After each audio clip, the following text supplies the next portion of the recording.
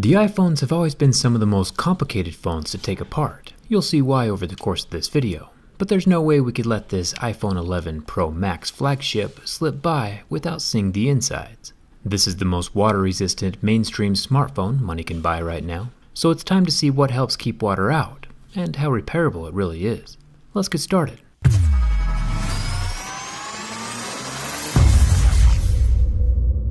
Since basically day one of the first iPhone's existence, Apple has been in the business of trying to keep people out of their phones, and this new iPhone appears to be no different. It has the same proprietary pentalobe screws holding the bottom of the screen to the stainless steel frame of the phone.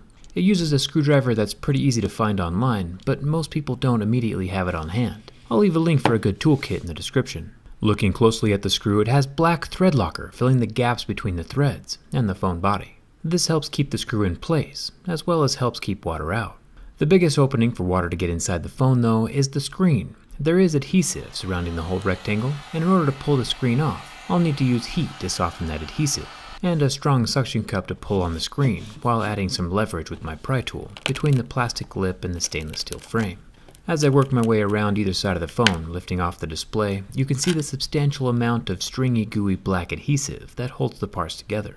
I'm taking special care to avoid the ribbon cables hiding along the edge of the right side. These cables are about as fragile as paper and can be torn very easily. You'll get a better look at them as the screen lifts off. They're down there through those gooey strands. At first glance, things look pretty standard for the iPhone. A ton of screws and the massive L-shaped battery. Thumbs up to Apple for adding battery life and thickness to their phones this year, instead of trying to go thinner. I'm also glad that the ribbons are all off to the side. Last year had a random ribbon cable coming from the center that made the screen removal quite a bit harder. The front camera and face scanner are tucked up in the top of the phone. I'll remove the 6 Y000 screws holding the metal plate over the top of the screen ribbon connectors. One of those screws is easier to access from the other side of the screen if you close and scooch it over a bit. And take a look at that motherboard. It's Lego connector central up in here. Happy birthday to myself. I'll remove another 4 Y000 screws that hold the top protective metal plate and side ribbon guide down over the camera units. And there are 2 more screws holding down the tiny plate over the battery connector. Before I unplug that battery though, I want to make sure this whole thing still works and that nothing was damaged during the screen removal. Tapping the power button shows the Apple logo and the phone turns on. Which app should I test to make sure the phone still works? Maybe I should use today's sponsor, Audible. That was convenient. Audible is actually one of my favorite apps. The book I'm currently listening to is called The Man Who Knew the Way to the Moon, and is one of the Audible originals. It sounds more like a verbal documentary than a narration. I usually adjust the speed to be a tad faster than normal so I can get through more information quicker. It's a true story about the guy who convinced NASA to use space rendezvous points instead of one gigantically massive rocket. It's super interesting. You can get a free audiobook plus 2 Audible originals when you try Audible for 30 days with the link in the description. Audible.com/jerryrig, or text the word jerryrig to 500 500. The Audible original titles come from diverse categories like theater, journalism, literature, and the documentary styles like the one I'm listening to now.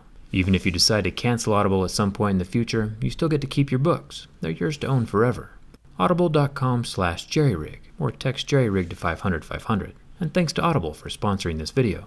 I'll unclip the battery connector like a little Lego from this smorgasbord of Lego connectors. The battery actually has 2 connectors. One is found down below by the charging port, so unclipping both of those is a good idea at this point. I just didn't know the second one existed until later. I'll unclip one of the charging port ribbons, and then I'll make my way down to the 3 main ribbons holding the screen to the body of the phone.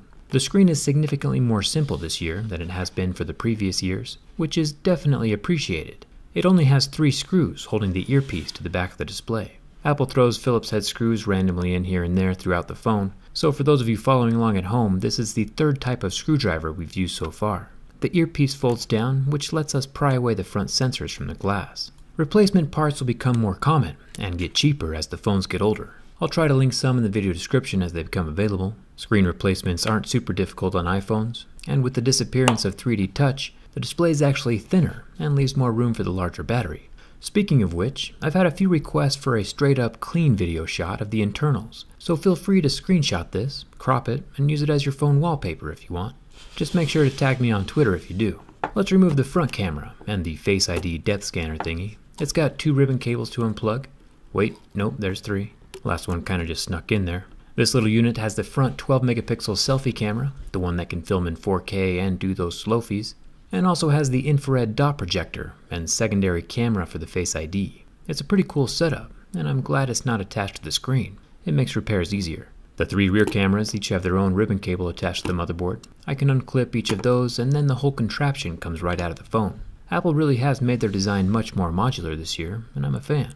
Up at the top we get the normal 12 megapixel camera with optical image stabilizing. Down at the bottom we get another 12 megapixel 2x optical zoom camera, which also has optical image stabilizing. And over here on the side we have a 12 megapixel wide angle camera with no physical stabilizing. I feel like this is the perfect setup, and the arrangement I would personally like to have someday when I upgrade from my Galaxy S8. I feel like Apple has finally brought way more features to the table with smartphones this year, and are finally competing at the same level of other flagships. Let's get this motherboard out.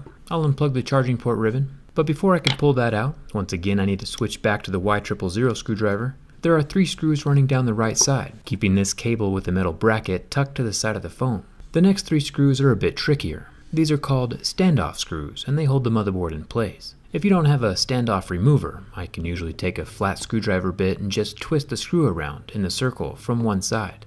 And as the screw comes out, you can see that a standoff screw is actually a screw that has a screw hole inside, a screw within a screw. They are annoying to work with, but Apple uses them to save space and stack things on top of each other. Speaking of saving space, once those screws are out and the SIM card tray is removed, the whole motherboard is ready to come out of the phone. And this, my friends, is it. This is the whole thing. The brains and brawn of the whole iPhone operation is sandwiched between these 2 stacked boards. One thing I'm pretty impressed with on the iPhones this time around is that all the solder connecting the circuits inside of this motherboard is made from 100% recycled tin. You might be thinking, nice work Apple on recycling that tiny drop of tin. But because Apple is using recycled tin in not only their iPhones, but the MacBook Air, the iPad Air, and the iPad Mini, it adds up to over 29,000 metric tons of tin ore that they don't need to mine from the earth. It's a pretty substantial achievement, and I'm glad Apple's doing it. Let's keep going deeper. The Taptic vibrator engine is down here below the battery, near the charging port. It's got 3 little screws holding it in place, and I'm going to set those off to the side to help keep things organized. A lot of phones you can take apart and just toss the screws helter-skelter, but since basically every screw in here is a different shape and size, it's very important to keep them organized. With the metal plate gone and the vibrator unclipped from the charging port, we get our first close-up of the Taptic engine. It's nice of Apple to include their logo in case we forgot what phone we're taking apart. This little guy is also using 100% recycled rare earth elements. Since we don't have an unlimited earthly supply of these magnets, I'm glad Apple is now going through the effort to reuse and recycle parts of their phones. I'll remove one more screw and pull off the metal plate over the microphone hole, and check out all that white adhesive over the hole to help keep water out of the microphone. It's time to remove the battery. Apple once again has added the magic pull tabs, which I'm thankful for. Prying out permanently glued batteries is extremely dangerous, and even if a pried and bent battery doesn't spark and start on fire right away, it'll still be damaged internally, and it'll start to puff up and expand over time. These pull tabs make battery removal much safer. Yeah, they are still pretty fragile and break every now and then, but it's still much better than what Samsung is currently doing with the permanent adhesive in their phones.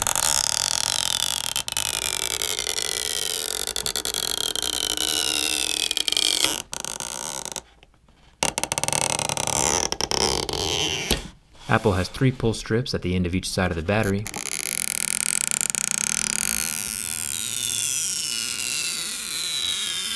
And I was successful enough with most of them